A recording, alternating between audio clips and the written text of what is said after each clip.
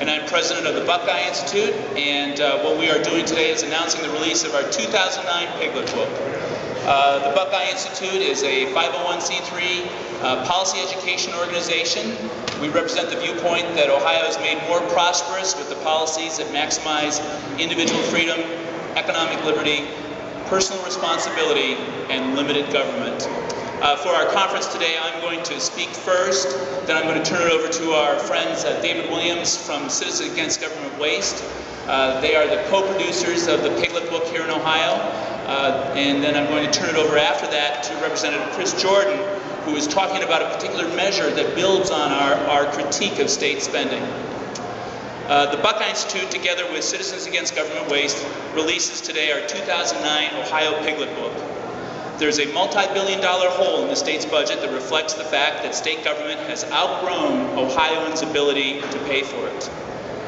The recent federal bailout of Ohio's state budget problems papers over the hole, but it does not fill it up.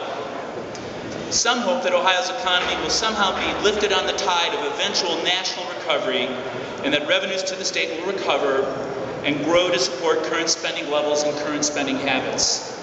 We take issue with this hope and point out that Ohio largely missed out on the recovery between 2001 and the end of 2007. Rather, in times of budget deficits, it is especially important that legislators and the governor make every effort to ensure that money is spent only on those government programs which are truly needed.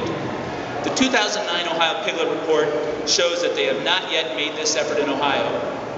In his 2009 State of the State address, Governor Strickland asked Ohioans to accept the sacrifices that these times demand. But none of the wasteful spending programs in this report were eliminated in the governor's budget requests. Some of the sacrifices that we're calling for are eliminating state money for a Chuck E. Cheese restaurant in Lima and other forms of Ohio Department of Development corporate welfare. For a Clintonville Wi-Fi project. Remember that Wi-Fi is provided by private industry. Why does government have to be involved in what can be provided privately? And the Ohio Grape Industries Committee. Wine has been produced in Ohio for more than 150 years. The state's wine industry should thrive based on the quality of its wines, not through state taxes and spending. At this time, I'd like to turn it over to David Williams from Citizens Against Government Waste, an organization that has helped us put together the Ohio Piglet Book in 2005, 2006, and now again in 2009. David? Good morning, and thank you. Before I get started, I want to thank the Buckeye Institute and everyone at the Buckeye Institute, including David, Mark, Carlo, and everyone who helped put this together. I also want to extend a special thank you to Representative Jordan. What I want to do is outline who Citizens Against Government Waste is, why we are here, and why we do these piglets, not only in Ohio, but a lot of other states. Citizens Against Government Waste is the official follow-on group to the Grace Commission. Back in the early 80s, the Grace Commission was charged with the task of going through the federal budget, every nook and cranny of the federal budget, to make it more efficient, to cut spending, but really it was about efficiency, making the government more efficient. Peter Grace created Citizens Against Government Waste. Today we have 1.2 million members and supporters across the country. Here in Ohio, we have 50,000 members and supporters. We are probably most known for our Congressional Pig Book. This is an expose of pork barrel spending. Some of my favorites over the years have been $50 million for an indoor rainforest in Iowa. A few years ago, the Tiger Woods Foundation received a federal earmark, $100,000. Then we have another publication called Prime Cuts. This is an agency-by-agency dissection of where efficiencies can be achieved. This year, we estimate that $2 trillion can be saved on the federal level over 5 years. $2 trillion, real money. But back to the Ohio Piglet. The Piglet is a combination of silly projects that shouldn't be funded, but also systemic problems in the Ohio state budget that need to be addressed. As we've been doing these piglets over the years since 2002, we've noticed some common themes. One is corporate welfare.